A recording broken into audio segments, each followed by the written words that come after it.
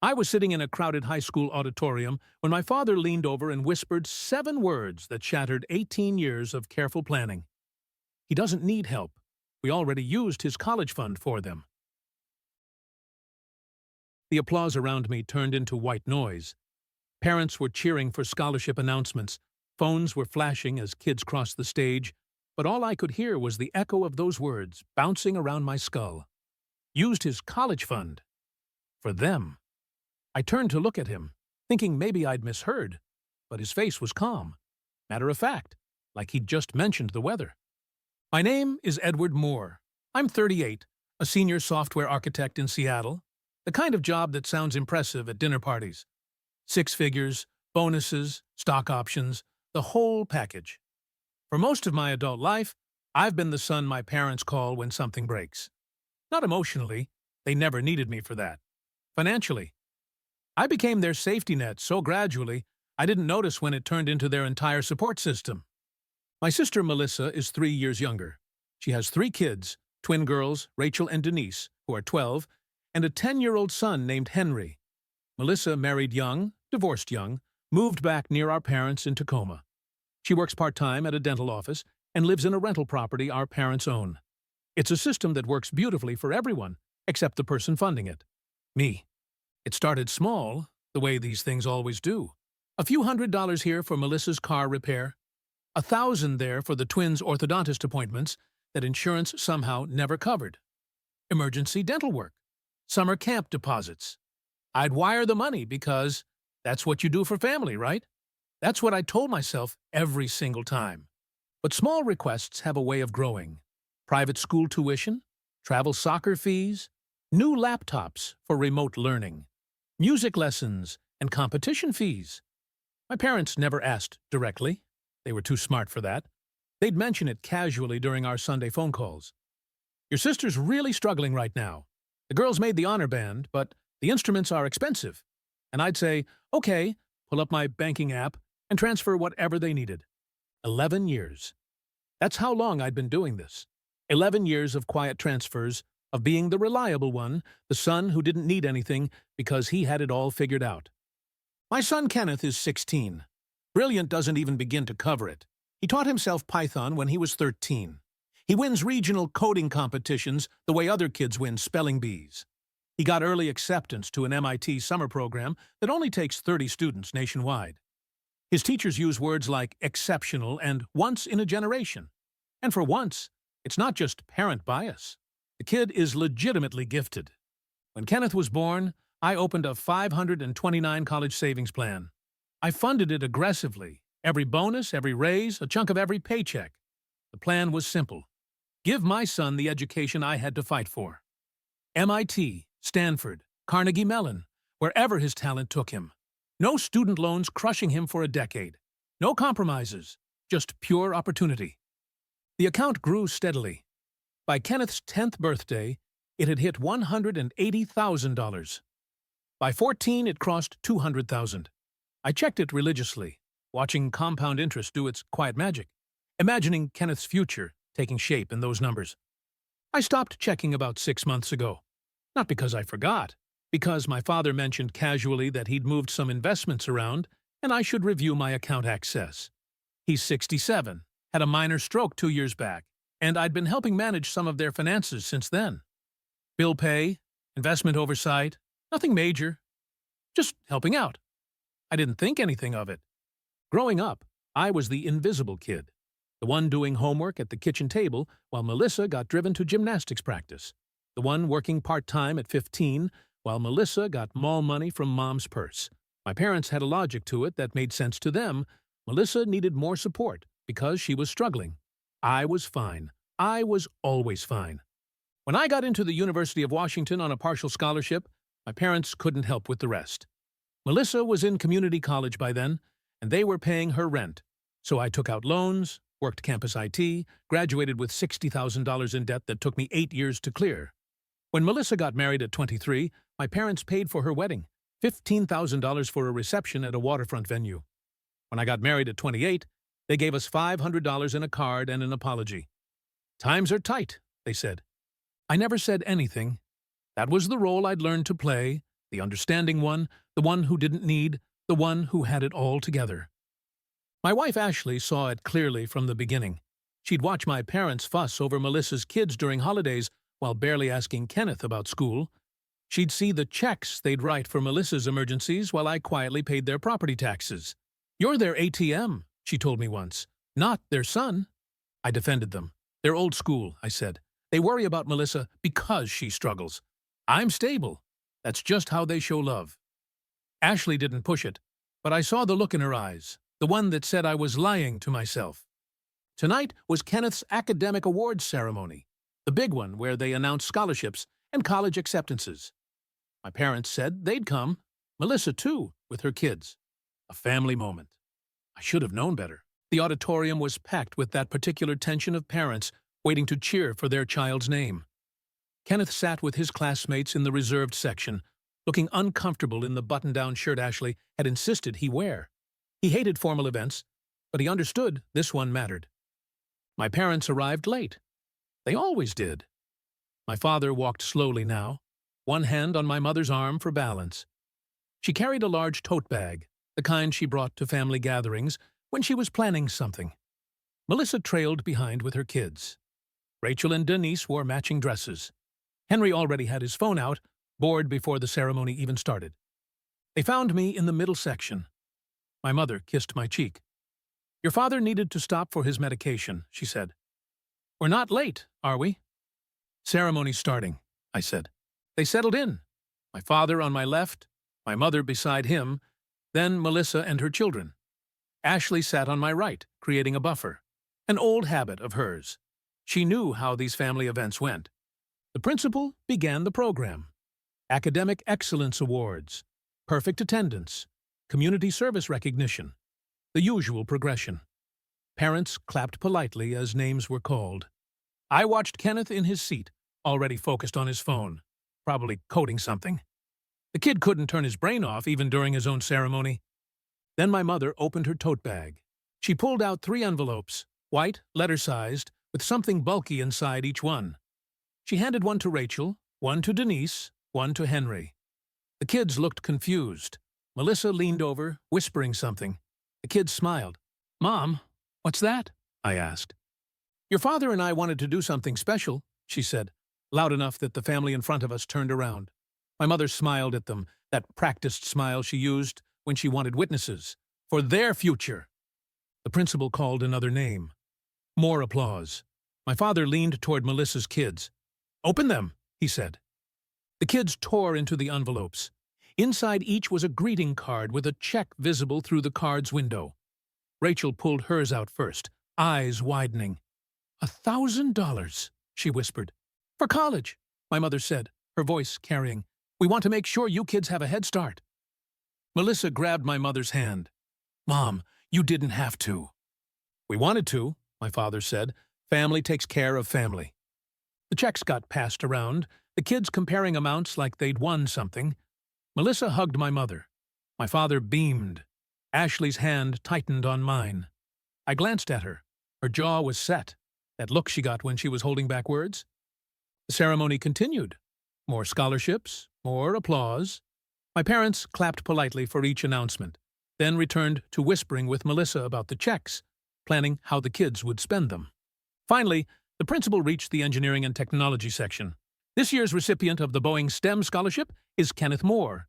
I stood to clap. Ashley stood beside me, cheering. Kenneth walked to the stage, shook hands, accepted the certificate and envelope. $5,000 toward college.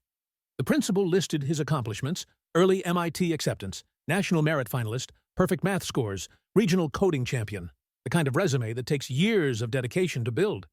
My parents clapped. The same polite applause they'd given every other student. No standing, no cheering, just obligatory acknowledgement.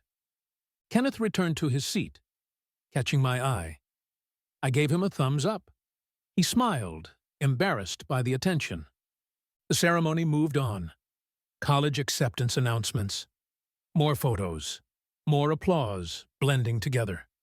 That's when my father leaned close. His breath smelled like coffee and the mints he constantly chewed. "He doesn't need help," he whispered. We already used his college fund for them. He nodded toward Melissa's kids. Everything went still. The applause around me faded to static. Used his college fund. The words sat in my ears, not quite connecting to meaning. What? I managed. Your mother and I talked about it, he continued, still whispering like we were discussing something mundane. You make enough. Kenneth will be fine. But Melissa's kids needed support now. Private school's expensive. We redistributed some assets, to be fair. Redistributed. Fair. I stared at him. His face was completely calm, like he'd just told me he'd switched internet providers. You took Kenneth's college fund, I said slowly. We reallocated it, my mother said, leaning over my father. Melissa's children deserve opportunities too. That was Kenneth's money. You'll cover it, my father said. You make good money. Melissa can't. We had to think about all the grandchildren equally. Equally. I looked at Melissa. She was watching us, her face careful. She knew. She'd known this whole time. How much? I asked. Most of it, my mother said, about $180,000. The girls' school needed 2 years paid up front for the tuition lock rate, and Henry's soccer academy had a registration deadline. $180,000. 18 years of saving. Every bonus, every raise, every sacrifice. Gone. My father patted my shoulder. Don't look so upset. Kenneth's smart. He'll get more scholarships, and you'll help with the rest. That's what fathers do. The ceremony ended. Parents stood, gathering coats and bags. The auditorium filled with congratulations and chatter. Ashley grabbed my arm. We're leaving. We should say goodbye. Now, she said. I drove on autopilot. Ashley sat rigid in the passenger seat, silent.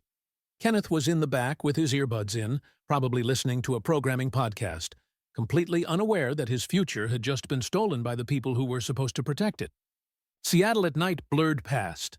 Glass and rain-slick streets, the route I'd driven 1,000 times. Tonight it felt like someone else's life. $180,000. I'd checked that account monthly, sometimes weekly, watching it grow, imagining Kenneth at MIT, debt-free graduation, the launch pad he deserved. Gone. Redistributed. My phone buzzed. A text from my mother. Let's do brunch this Sunday. Bring Kenneth. The kids would love to see him. The kids. She meant Melissa's kids. The ones who now had Kenneth's future, funding their private school education. Ashley spoke without looking at me. Tell me you're not going to let this go. I don't know what to do. Yes, you do, she said. You know exactly what to do. You're just afraid to do it. Kenneth pulled out one earbud. Do what? Nothing, I said. We'll talk later. We pulled into our driveway. Our house, a modest 3-bedroom in a good school district. We'd stretched our budget 8 years ago to get into the right area for Kenneth's education. Meanwhile, Melissa lived rent-free in my parents' rental property. Another thing I'd been quietly funding. Inside, Kenneth headed to his room. Ashley and I stood in the kitchen. The ceremony program sat on the counter. Kenneth's name printed in the scholarship section. $5,000. A good scholarship. Not nearly enough for MIT. Not enough for anything without the 529. Ashley opened her laptop. Show me, she said. Show you what? Everything? All the accounts you manage for them? All the money you've sent? Everything? I hesitated. Edward, she said, show me. I logged into my financial tracking system. Years of data, transfers, bill payments, account management, stretched back more than a decade. Ashley pulled up a chair. Walk me through it. I started with the basics. After my father's stroke 2 years ago, he'd asked me to help manage their finances. They were overwhelmed, bills piling up, investments untouched, passwords forgotten. I'd set up autopay systems, organized their accounts, consolidated their credit cards. To do that, I'd needed account access. Joint access on most things, primary holder on a few. Then I realized something I'd been avoiding. I'd been paying their mortgage for 6 months, direct transfer from my account to their bank, then automatic payment to the lender. They'd mentioned being short, temporarily. I'd said I'd handle it. Temporarily had lasted half a year. Ashley made notes. What else? Their car payments? Both vehicles. I'd co-signed years ago to get them better rates. The payments came from an account I funded, their supplemental health insurance, their property taxes, their homeowner's insurance, their utilities in winter when heating bills spiked. Every item I listed, Ashley's expression got harder. "How much total?" she asked. I ran the numbers. Over the past 2 years, $87,000 in direct support. Over the past 11 years, close to $400,000. Ashley sat back. 400,000? I nodded. And they stole Kenneth's college fund. Redistributed, I said. That's what they called it. Ashley's laugh was sharp. Redistributed, like it was theirs to redistribute. I pulled up the 529 account. It had been under my father's name as custodian, with Kenneth as beneficiary and me as contributor. A setup my father had suggested when Kenneth was born. Better tax advantages, he'd said. I'd trusted him. The account history showed systematic withdrawals over 6 months. 30,000 in January, 45,000 in March, 35,000 in April, smaller amounts throughout the summer until the account hit zero in August. Each withdrawal memo said educational expenses. Technically legal, since my father was custodian. Completely legal if he'd moved money between grandchildren's education accounts. Morally? Ashley pointed at the screen. You're the primary on their other accounts, right? Most of them, I said. After the stroke, Dad couldn't manage the passwords. We consolidated everything under one login system for simplicity. So you have access. I have access. Ashley met my eyes. Then take it back. I can't just take their money. It's not their money, Edward. Look at these transfers. You've been funding their retirement, their house, their cars. You've been funding your sister's entire lifestyle. They didn't redistribute Kenneth's fund. They stole it. After you gave them everything else. My hands felt cold. I'd never thought of it that way. I just thought of it as helping family. But Ashley was right. The mortgage I'd paid for 6 months? I'd paid it for 11 months before that, just in smaller amounts. The car insurance, 3 years running. The utilities, 5 winters in a row. I wasn't helping. I was subsidizing, and they'd taken Kenneth's future as payment. What do I do? I asked. Ashley opened a notepad file. We make a list. The list grew as we worked through it. Every account I had access to, every automatic payment I'd set up, every financial connection. It was extensive. My father's primary checking account, I was joint holder, added 2 years ago for bill pay management. Their savings account, same situation. Their investment account with Fidelity. I had full management access under power of attorney established after the stroke. Their mortgage payment system, autopay from an account I funded monthly. Both car loans, I was co-signer with payment drafts from an account under my control. Their credit cards, 3 cards, I was authorized user with access to payment systems. Property tax escrow, managed through an account I supervised. Insurance policies, I was listed as policy manager and payment contact. Utilities, in their name, but autopay through a system I controlled. Streaming services, phone plans, internet, all on a family plan I paid for. Then there was Melissa's situation. The rental property she lived in, owned by my parents, but mortgage paid by me for the past 18 months. Melissa's car, title in her name, but I'd co-signed. I'd been making payments during her rough patch for 6 months. That rough patch had never ended. Her kids' private school tuition paid from my parents' account, which I funded. Their extracurriculars, same. Ashley looked at the list. You've been funding 3 households. I sat back. The number was staggering. I'd known I was helping, but seeing it itemized like this, I'd been supporting my parents' entire lifestyle and subsidizing Melissa's for years. What am I supposed to do? I asked. Cut them off. Ashley's voice was gentle. You're supposed to protect your son. I thought about Kenneth upstairs, probably asleep by now, dreaming about MIT. A future he'd worked for. A future I'd promised him. A future my parents had stolen. Ashley touched my hand. You have power here. You're the primary holder on almost everything. They made you that because they needed you. They just forgot you could walk away. I can't just take everything.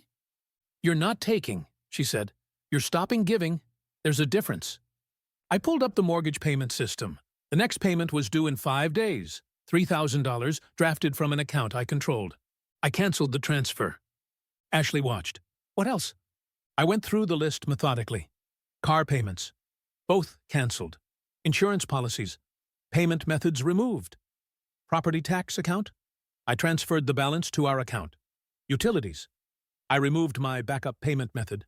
Credit cards. I removed my authorized user status and deleted my bank info from their autopay. The investment account was trickier. I had power of attorney, but I couldn't just take the money. But I could freeze it. I changed the management settings to require dual authorization for any transaction. Then I found something I'd forgotten. 3 years ago, my parents had added me as co-owner on their house deed. For estate planning, they'd said. Simpler inheritance. I'd signed the papers without thinking much about it. I pulled up the county records. There it was. Joint tenancy with right of survivorship. I owned 1/3 of their house. Ashley leaned in. "Can you do anything with that?" "I could block any refinance or sale without my signature," I said slowly. "I could technically place a lien if I had a legal claim." "Do you have a legal claim?" I thought about it. $400,000 in support over 11 years. Most of it undocumented, just transfers between family. But the mortgage payments were clear. 18 months of full payments. $54,000. "I could claim repayment, right?" I said. "I'd have to file paperwork." Ashley nodded. "File it." I wasn't sure I could do this. It felt nuclear. But I thought about my father's whisper. He doesn't need help. Like Kenneth's future was negotiable. Like my son's dreams were worth less than my sister's kid's private school. I filed a notice of claim with the county. $54,000 in mortgage payments, demanding repayment or establishing a lien interest. It would hit public records within 24 hours. "What about Melissa?" Ashley asked. I pulled up her rental property mortgage. Paid from my parents' account, funded by me. I removed my funding transfer. Then I remembered her car. I was co-signer. I called the bank's automated system, navigated to payment management, removed my bank account from autopay. Ashley made notes. "When will they notice?" "First bounce should be the mortgage," I said. 5 days, then car payments, 10 days, insurance lapses in 2 weeks. She nodded. "And you're prepared for them to call?" I thought about it. "No, but I'm prepared to not answer."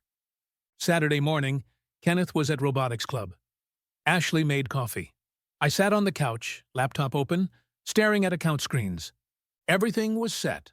All autopays canceled, all payment methods removed. Every financial connection I controlled, severed. In 5 days, their mortgage payment would bounce. The bank would notify them. They'd try to fix it, realize the account was empty, realize I'd stopped funding it. Then the car payments, then insurance, then utilities. Within 3 weeks, their comfortable life would start cracking. My phone sat silent. My parents hadn't texted since my mother's brunch invitation. Melissa hadn't reached out. They were probably enjoying their Saturday, not knowing the systems I'd built for them were already dismantled. Ashley sat beside me. "How do you feel?" "Numb," I said. She squeezed my hand. "You did the right thing." "Did I?" She turned my laptop toward her, showing the 529 account history. Zero balance, $180,000 gone. "Look at this, and tell me you did the wrong thing." I looked. In every withdrawal, I saw Kenneth's future dissolving. Books he wouldn't buy. Housing he couldn't afford. Debt he'd carry. My phone buzzed. A text from Kenneth. "Got the robotics competition schedule. MIT rep will be there in November. Thanks for everything, Dad." Ashley read it over my shoulder. "That's why," she said. I saved the screenshot. The weekend passed quietly. I worked in the yard, Ashley baked, Kenneth coded, normal family things. I didn't call my parents, didn't text. They didn't reach out either. Sunday dinner, Kenneth asked about the colleges. Ashley and I talked him through options, scholarships, financial aid, work-study programs. We didn't mention the 529. We didn't mention what my parents had done. We just planned. Monday morning, I went to work. Normal meetings, normal code reviews. I checked my phone every hour. Nothing. The mortgage payment was set to draft Wednesday. I'd canceled it Thursday night. The bank would attempt the draft, find insufficient funds, send a notice. Wednesday came. I worked from home, laptop open, phone beside me. 2:47 p.m. My phone rang. My mother. I stared at it. 4 rings, voicemail. I didn't listen to it. She called again at 4:15. Again at 6:30. I silenced my phone. Ashley watched me. This is the hard part, she said. I know. Thursday morning, 7 missed calls, 3 voicemails. I deleted them without listening. Then Melissa called. I let it ring. Then my father from their landline. Then Melissa again. By noon, 12 missed calls. At 2 p.m., my phone buzzed with a text from my mother. Edward, call us immediately. There's been a bank error. Bank error. I showed Ashley. She shook her head. Not an error. Another text. Your father's very upset. The mortgage payment didn't go through. We need to talk. I didn't respond. That evening, my mother called from Melissa's phone. A new number I hadn't thought to silence. It rang through and I answered without thinking. Edward, my mother said, voice tight.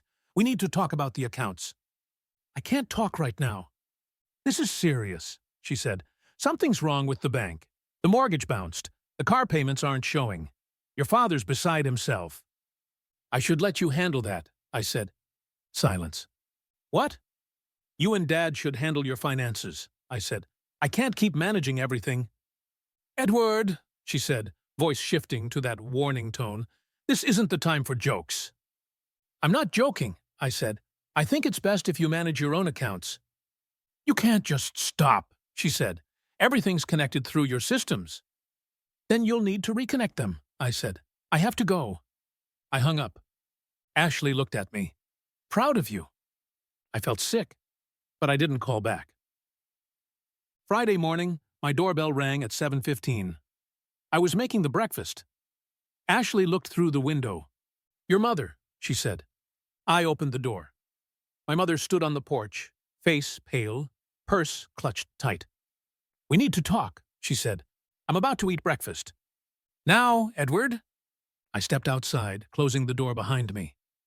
What's going on? She asked. You know what's going on, she said. Every payment bounced. The bank's threatening foreclosure procedures. The car loan company called. The insurance company sent cancellation notices. What did you do? I removed my payment methods, I said. Her face went red. You can't do that. I can, I said. They're my accounts. But we agreed, she said. You were managing things. We had a system. The system where you stole Kenneth's college fund? She stepped back. We didn't steal anything. $180,000, Mom. 18 years of savings. You took it without asking. We're grandparents to all the children, she said. We were being fair. Fair would have been asking, I said. Fair would have been not whispering about it at Kenneth's ceremony like you'd done something clever. Your father and I made a decision, she said. Melissa's kids needed it more. And Kenneth, you'll cover it. You have the money, she said. That's not the point. Then what is the point, Edward? Her voice rose. You make 6 figures. Melissa makes $30,000 a year. Your father and I are on fixed income. You have, we don't. Family helps family. I've been helping, I said. I've been helping for 11 years. $400,000, Mom. She blinked. What? I've given you $400,000 over 11 years. Mortgage, cars, insurance, utilities, Melissa's rent, her kids' expenses, everything. And you thanked me by stealing from Kenneth. We borrowed from the 529, she said. We were going to pay it back. When? When things got better? I shook my head.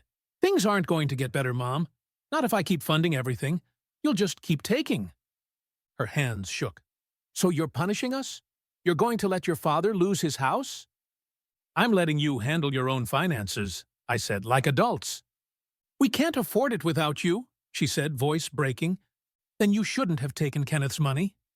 She stared at me. Behind her, a car pulled up. Melissa's SUV. She got out, marched up the driveway. Mom, you okay? Melissa asked, glaring at me. Your brother's having some kind of breakdown, my mother said. I'm not having a breakdown, I said. I'm stopping the enabling. Enabling? Melissa's voice went sharp. You're cutting off Mom and Dad after everything they've done for you? Everything they've done for me? I laughed. Melissa, I've paid for everything. Their house, their cars, your rent, your kids' school, everything. They helped me when I needed it, Melissa said. That's what family does. They stole Kenneth's college fund. They didn't steal, Melissa said. They reallocated. My kids needed opportunities. Then you pay for those opportunities, I said. I can't afford private school, she said. Neither can they, I said. I was affording it, and I'm done. So you're just going to abandon everyone? She asked. I'm protecting my son, I said. Melissa shook her head. You're being selfish. You always had everything easy. Good job, good money, good kid. You don't know what it's like to struggle. I paid off $60,000 in student loans, I said. You lived rent-free. I worked through college. You got an allowance. Don't talk to me about struggle. Melissa's face flushed.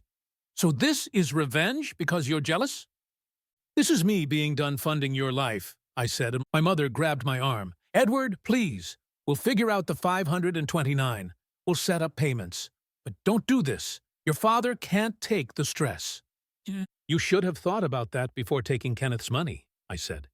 I pulled my arm away, went inside, closed the door. Through the window, I watched them stand on my porch. Melissa yelling, my mother crying. Ashley stood beside me. They'll escalate, she said. I know. Are you ready? I pulled up my phone. The lien I'd filed had gone through. Public record. My parents would find out soon, probably when they tried to call the bank about the mortgage. I showed Ashley. She nodded. They're going to hate you, she said. They already do, I said. They just didn't show it until now. The calls stopped after 3 days. The texts took a week. Then, silence. My parents tried to process the mortgage payment from their account. Insufficient funds. The bank sent a formal notice. First missed payment. 30-day cure period. The car payments bounced. Both vehicles. The lenders sent notices. Insurance companies canceled policies. Homeowners, auto, health supplemental, all lapsed. The utilities kept running, but notices arrived. Disconnect warnings. Melissa's rent situation got complicated. My parents couldn't pay her property mortgage without my funding. The bank sent them notices, too. Melissa tried to pay her car directly. Found out she couldn't without paying the full loan or getting me to sign off. Her credit took a hit. The private school sent tuition notices for the next semester. My parents' account bounced. The school sent a formal warning. Everything I'd quietly been holding together collapsed. And I knew this because my father finally called from an unknown number. I answered by accident. You filed a lien, he said. No greeting, just accusation. I did, I said. That's our house. That I paid $54,000 toward, I said. I'm entitled to repayment or interest. You can't do this. I already did. He was silent. Then, you're going to let us lose everything. You let Kenneth lose his future, I said. Now you know how it feels. We're your parents, he said. And Kenneth's my son, I said. You made a choice. I'm making mine. I hung up. Ashley had been right. The hard part wasn't cutting them off. The hard part was staying cut off. But every time I wavered, I looked at the 529 account. Zero balance. And I remembered my father's whisper. He doesn't need help. 3 weeks after the ceremony, my parents set up a payment plan with their bank. Small payments to cure the mortgage default. They'd have to figure it out themselves. Melissa moved out of the rental property into a cheaper apartment, pulled her kids from private school, traded her SUV for something older. My parents stopped speaking to me entirely. No calls, no texts. At first it hurt. Then it became relief. I put $50,000 into a new 529 for Kenneth. Started rebuilding. It wouldn't be $180,000 by college, but with his scholarships and financial aid, it would be enough. One Saturday, a month later, Kenneth and I sat in the driveway, working on his car. He was learning to change oil. Dad, he said, why haven't Grandma and Grandpa visited? I paused. They're dealing with some stuff. Did I do something wrong? No, I said. You didn't do anything wrong. He nodded, accepted it, went back to the oil pan. Ashley brought us water. She'd been my rock through everything. Never said, I told you so. Just stood beside me. That night, I got an email from an attorney. My parents were contesting the lien, claiming I had no legitimate debt. It would go to court. I forwarded it to my own attorney. Let them fight. I had documentation, every transfer, every payment, 11 years of bank records. I'd win or I'd settle. Either way, they'd learn. You don't take from someone's child. and expect no consequences. 2 months later, my parents settled. They couldn't afford a court fight. We agreed on a payment plan, $800 a month for 6 years. Not full repayment, but enough. The money went directly into Kenneth's new 529. Melissa never apologized. Neither did my parents. But they stopped asking for money. I saw them at Thanksgiving at my aunt's house. Awkward. Tense. My mother tried small talk. My father avoided eye contact. Melissa sat across the room. Kenneth didn't notice. He was talking to his cousins about college plans. MIT had offered early admission, full scholarship plus stipend. He'd done it himself. My father watched him. I saw something in his face. Regret, maybe. Recognition that he'd underestimated the kid whose future he'd stolen. My mother approached as I was leaving. "We need to talk," she said. "About what?" "About moving forward," she said. "We can't do this forever." "Do what? Not be a family?" I looked at her. "We're still a family, just a different one. One where I protect my son first." She nodded slowly. "I understand. Do you?" She didn't answer. I loaded Kenneth into the car. Ashley buckled in. We drove home through Seattle streets, past Pike Place, past the university where Kenneth would visit next summer for orientation prep. "Was Grandma mad?" Kenneth asked from the back seat. "Not mad," I said, "just adjusting." "To what?" "To me setting boundaries," I said. He nodded, satisfied. "Boundaries are good. My therapist says boundaries are healthy." "Smart therapist," Ashley said. We pulled into our driveway. Our house paid for by us. Our life built by us. Our son's future protected by us. Inside, Kenneth went to his room. Ashley and I stood in the kitchen. "Any regrets?" she asked. "Only that I didn't do it sooner," I said. She kissed my cheek. "Proud of you." My phone buzzed. A text from my mother. "Thank you for Thanksgiving. I'm sorry for what we did to Kenneth. We'll do better." I showed Ashley. She read it, handed back the phone. "Will they?" "I don't know," I said. "But it doesn't matter. I'm not waiting to find out." I saved the text. Maybe one day it would matter. Maybe my parents would actually change. Maybe Melissa would understand. But right now, it was enough that Kenneth's 529 was growing again, that his future was secure, that he'd never know how close he came to losing it. That night, I checked the new 529 balance. $50,400.